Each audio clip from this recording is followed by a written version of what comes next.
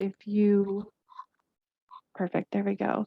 So feel free to come back and look at it later if needed. Welcome. Thank you for being here for our first Lunch and Learn series of October for Domestic Violence Awareness Month 2021. I am Megan. For those of you that don't know me, I am our Outreach and Training Coordinator here at Journey Center for Safety and Healing. So we're going to spend the next 30 minutes answering sort of a brief overview of Journey Center, our services, what that looks like, who we serve.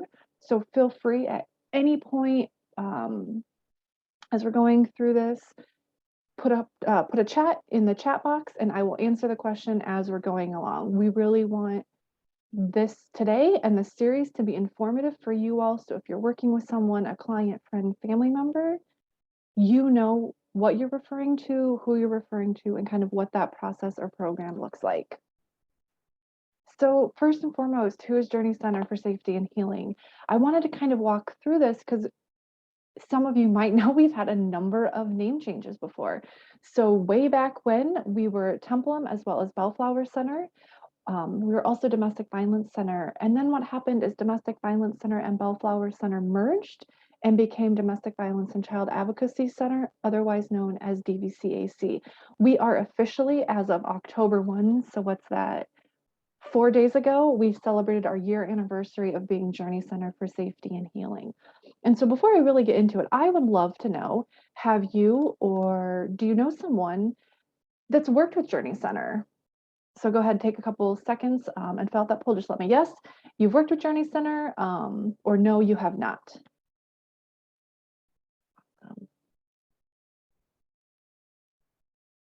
Okay, give folks another second to answer that haven't. All right, so it looks like the majority of you have worked with someone or have worked with Journey Center before, and a couple of you have not. That is okay. So hopefully we'll work with you all in the future now that you're going to know a little bit more about us. So who we are, like I said, Journey Center for Safety and Healing, we provide services that foster safety and healing to those affected by domestic violence and child abuse. What that means is we really want everyone, anyone, all of you all to know that you deserve to be in safe, healthy relationships, whether that's someone who's experienced domestic violence or child abuse at any point in their lifetime, right? So if someone may be experiencing abuse now in their relationship, someone may have experienced abuse when they were younger or as a child, we will work with you, right? So our clients kind of expand the gamut. I don't think that makes sense, but I think you know what I'm trying to mean or trying to say. We'll work with you regardless of where you're at in that relationship, right? We have a few core values that I thought were really important for everyone to know. So this is really the core of where we as Journey Center Journey work from, and that's resiliency, right? We know that survivors are resilient. People are resilient. Empowerment. So that really means we're never going to tell someone that we're working with what to do. We come from that empowerment model. And what that looks like is here are your options. Here's what might happen. Now you can make the best, safest, most informed decision for yourself. Safety, right? Safety is at the core of everything we do. If someone is in a domestic violence relationship and they're making the choice to stay or they're not quite sure, we can work with you to stay or to be not quite sure safely, right? Inclusion, right? So it does not matter who you're dating, what kind of relationship you are in, what your lived experience is. We really want you to know that we're going to serve you and we're going to be here for you. Integrity, right? Do all of our service with integrity to the best of our abilities as advocates. And then connectedness, right? We know that we cannot do this work without community partners, without our different programs that we're going to talk about, and without our community, right? It's so important that in Cleveland and Cuyahoga County, our community and being connected to the community is vital. And so what are our services, right? 24-hour helpline. We're going to walk through all of these, but I thought it's really important. So a lot of people ask all the time when I'm out in the community or in my coworkers out in the community, are Journey services confidential? And the answer is yes. The only time we would break that confidentiality is if there is a release of information. So a client says, you can talk to so-and-so, you can work with so-and-so. It has to be a signed copy and a release of information. And then if we are mandated reporters, so some of our staff are mandated reporters, but we're going to disclose that when working with someone prior to, right? So all of our services are confidential. If you come to me and you're working with me and then I see you out in public, I'm not going to say anything, right? There is also, more or less, I get asked a lot, is there a fee for services? And the answer to that is no. The exception to that rule is our domestic violence education class, and I will talk about that a little bit when we get to that. But all of our services are free and confidential. And so I would love to know, so I asked if you all knew Journey Center for Safety and Healing. So let me ask you this. Do you know anyone who has worked with Journey Center before? Do you have a client or a friend or family member that has worked with us? Got a few coming in, some yeses, some yeses. Okay, great. So again, the majority yeses with a handful of nos. That is totally, totally fine. Why are we here? Why is Journey Center here? This isn't a 101. I just think it's so important for us when we're working with folks who've experienced domestic violence, child abuse, to know that stat that we all hear: 1 in 4 women, 1 in 7 men will be victims of severe physical violence. That's why we do this work, right? We also know that the impact of seeing violence in the home, the impact of experiencing violence as a young person, whether it be child abuse, dating violence, domestic violence, that number is more than 15 million children in the US live in homes which domestic violence has happened once. What that means, and it ties with our theme for this month, is everyone knows someone. And whether or not you know intimately, you know firsthand, or you don't know, or you don't think you know, the reality is that we all know someone who has experienced some form of domestic violence. Right? These are our numbers. We're not going to go through them, but it's really important to see the impact of the work that we're doing, right? Over 6,000 calls on our helpline and for our emergency shelter last year, in the last fiscal year, over 3,000 victims supported through the judicial process with our justice and advocacy program, supervised visitation, and educating people about family violence and healthy relationships. So what does that look like, right? And feel free, like I said, put your questions in the chat if you have questions about any of our specific services as I'm going through them. Probably the most important service we offer is our 24-hour helpline. That helpline is answered 24 hours a day, 7 days a week, holidays, weekends, 2 o'clock in the morning. There is someone there to answer that phone. Folks can call, folks can text that helpline number, or folks can live chat at our website, right? Really wanting to meet folks. Maybe I'm not safe to talk on the phone because my abusive partner, I'm working from home, he's in the other room. I can text at that helpline to still access services or to still get some help safety planning. Our advocates on the helpline can assist callers with resources, referrals, general information, crisis intervention, safety planning, legal information. Our helpline is for victims. Our helpline is for friends and family. I'm not sure what to do. I'm not sure what to say. Our helpline can be for a case manager or a therapist who also isn't really sure, right? You will hear about more in depth about our helpline and accessing services through our helpline next week if you are going to come to that as well. We're going to have our helpline coordinator, Brittany, here to talk with you all and answer in more in-depth questions because this is such an important service that we offer, right? You'll also hear about our emergency domestic violence shelter, but what's really important is it's a confidential emergency domestic violence shelter. What that means is we do not disclose the location to the guy down the street. We don't disclose the location to folks, to case managers, unless it's needed, right? It is also the only dedicated domestic violence shelter in Cuyahoga County. So every single person that walks through those doors that is seeking emergency shelter is someone who's experienced domestic violence and is experiencing it because home is no longer safe for them, right? Adults and children who are in need of immediate relief from violence, what we do and what that process looks like is typically someone will call our helpline. They'll go through a short intake. If there is room and if it is appropriate, we will accept them into our shelter, right? We will take men, women, trans folks, gender nonconforming. Our shelter serves victims, right? English speakers, non-English speakers, immigrants, undocumented folks, we will work with you, right? We'll have specific maybe case manager, someone to work with you that will be the best, most appropriate. But what happens? Someone comes to our shelter, they will meet with an advocate to identify those needs. Do you need housing? Do you need help with employment? Do you need help with food?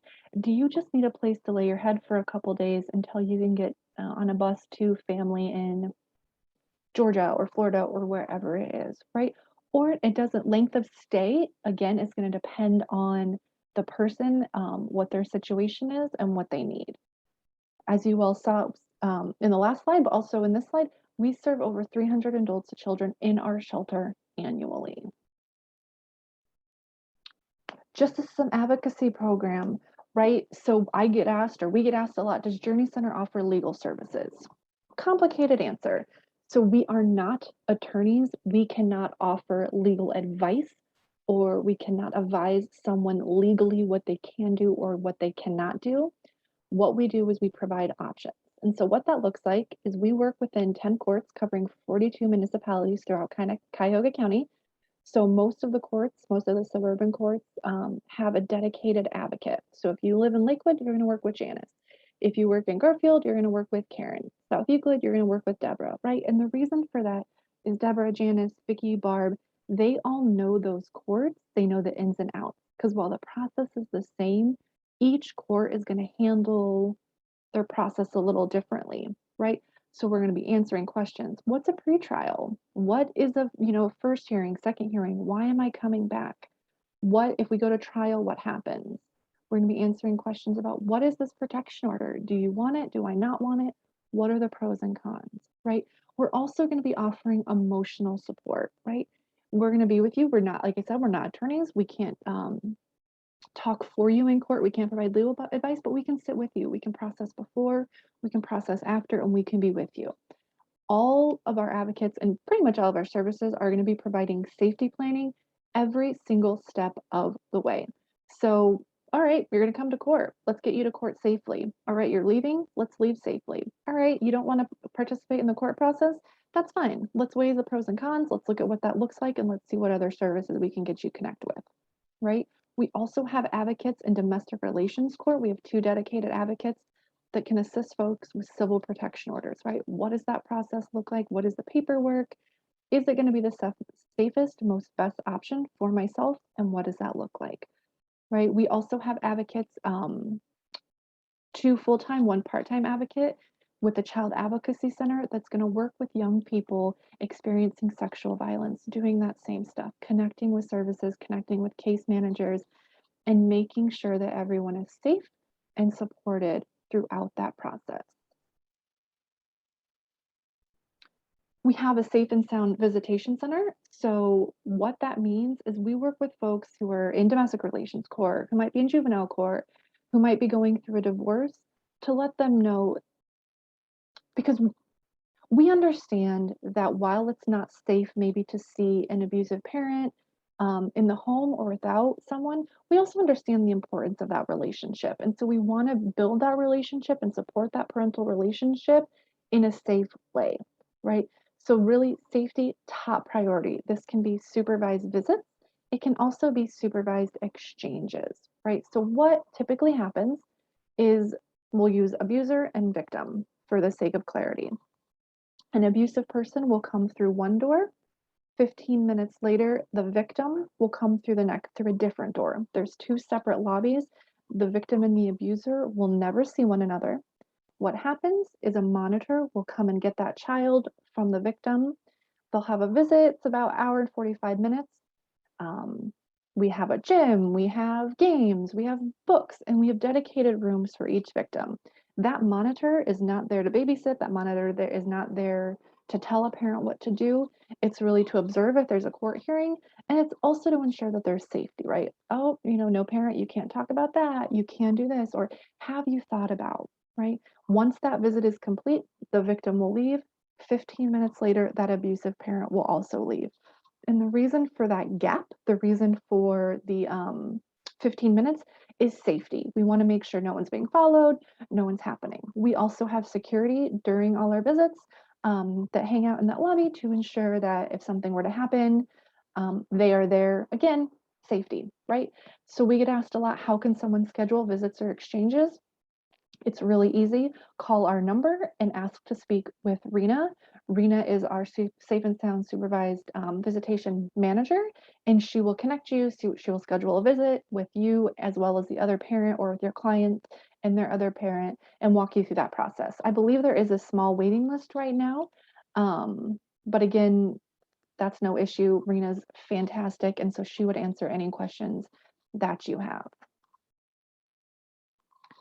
We also have a Latina domestic violence project. So what our Latina domestic violence project is it's really, really similar to our justice and advocacy program, except it's culturally specific, and it's really practicing cultural humility. So we have 2 advocates that are dedicated bilingual advocates. They're Spanish speaking, that offer that advocacy through that cultural lens, through that Hispanic Latinx lens, because we understand, myself as a white woman, 1, I don't speak Spanish, but 2, I'm not going to be the best advocate for everyone. Our Latina project offers weekly support groups in Spanish. They will assist clients, again, with that legal process, housing, whatever it is that they need. They are fantastic. And again, they really know this work. They know the cultural lens, and they also are who I go to, or who I ask questions when I'm having questions about immigration, right? U visas, what does that mean? How do I get my client connected to services if they are undocumented, or if they are married and they're concerned because they're not a citizen yet and their partner is, and their partner is threatening, you know what, if you leave me, you're going to get deported, right? Our advocates understand those nuances and understand those specifics, so they can help a victim navigate those obstacles. Trauma therapy, right? So individual therapy, all of our therapists are licensed, are excellent at what they do, and they're really, really focused on a trauma perspective, on that trauma lens, right? The only requirement for a therapy is that you are age 4 and up. There is no fee for our therapy services. Typically, throughout the year, we will have group therapy. We have not since COVID, but my hope is that eventually, when it's safe to do so, in whatever the world looks like in a few months or next year, that we can start offering both those adult and youth group services, group therapy soon. Support groups. So we have a support group on the east side as well as the west side. Right now, they are being run virtually. I don't know how long they'll be running virtually, and I know that we are talking about adding more support groups. So stay tuned to our newsletter, follow us on our website to see when those happen. But what our support groups are is they're not therapy, they're not educational, it's really peer support. So they are led by our advocates, but our advocates really are there to guide and to offer assistance. We really want folks who are coming to our support groups to lean on one another, right? Some of the folks in our domestic violence, or excuse me, in our support groups may be out of the relationship. Some may still be in the relationship. Some are on that fence. But it's nice too to know that I'm not alone, right? Other people have experienced, well, maybe not my exact situation, other people have experienced similar, and it might make a victim or a survivor feel better about themselves and about what they're doing. Again, our support groups are free and they're offered weekly. Domestic violence education classes. So this is a 7-week program. They are closed sessions. These are occurring in person. There is a limited number of folks who can attend due to COVID restrictions, and again, for safety, right? We want to make sure that folks coming are going to be safe. There is a $20 registration fee. Dina is our facilitator, and she can talk with you or your clients about what that looks like and how that happens, right? When I'm doing a 1-hour training, we're going to spend 5 minutes on this, 5 minutes on this. Over the course of those 7 weeks, they're going to take those 2 hours, right, to talk about what is a healthy relationship? What is domestic violence? What are the effects of domestic violence on kids? This is not therapy, right? It is educational, but it's really nice, again, for maybe someone who hasn't thought about it in this way, to kind of connect those dots of, oh, wow, me living in this home, this is why my child is acting this way. Or, oh, wow, a healthy relationship, this is this is great. This doesn't seem too hard to be treated with respect, individuality, right? This is what I deserve. So it's really teaching victims and getting into detail about those aspects and those different topics around domestic violence. Training and awareness, right? So this is what I spend a lot of my time doing, professional trainings, talking with folks about what is domestic violence. We have a training coming up at the end of October. If folks are wanting to attend, it's going to be an hour and a half. There is a registration fee for that. Well, domestic violence advocacy. So how do you help someone? We offer trainings throughout the year, like the webinar that's coming up, or we will come to either myself or my coworker, Carrie, can come and talk with you all about child abuse, about domestic violence, about stalking, about the effects of violence, right? We can offer CEUs. And then, like I mentioned, Carrie spends a lot of her time out in the community, spreading awareness about Journey Center, about who we are at Resource Table and other events as we're available and as she is available.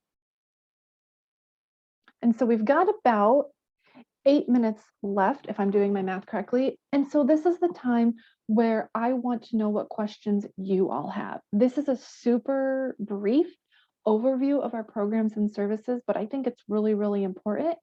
Some of the other frequently asked questions I get that I didn't mention were about, do you accept donations?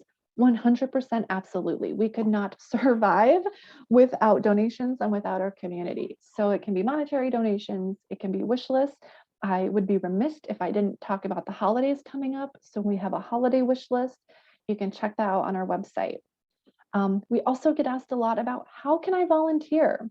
So due to COVID, we suspended our volunteer program. I am not sure when it's going to be up and running again, but what we're doing is if you fill out a volunteer application, we are keeping that on file, and when it is safe, we'll reach back out to those folks. If you're not looking to volunteer, if you're not looking to donate because you just can't right now, totally understandable. I would, but still want to get involved, I would say follow us on social media, go check out our awareness page. Wear purple on Thursday, the 22nd. Talk with your friends and family about domestic violence and what that means and what that looks like. So I would love to leave space. If anyone has any questions about anything I just talked about, please enter that into the chat, and I will be quiet for a little bit while you all do that.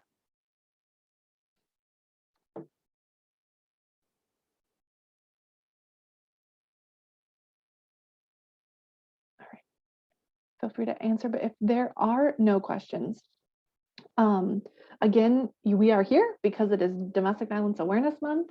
So these are all of the wonderful things that we are having and that we're going to be offering. The next Lunch and Learn next week is going to be about our helpline and accessing services. That's going to be Brittany, our helpline coordinator, excuse me. On the 19th, you're going to hear from Vicki, who is our Justice System Advocacy Manager, and she's going to talk more in depth about those services, right? About the advocacy and about the empowerment. And then on the 26th, you're going to hear from Carrie Joseph, who is our Prevention and Education Manager, about prevention, education, and what we offer in the community. And so I would love to know,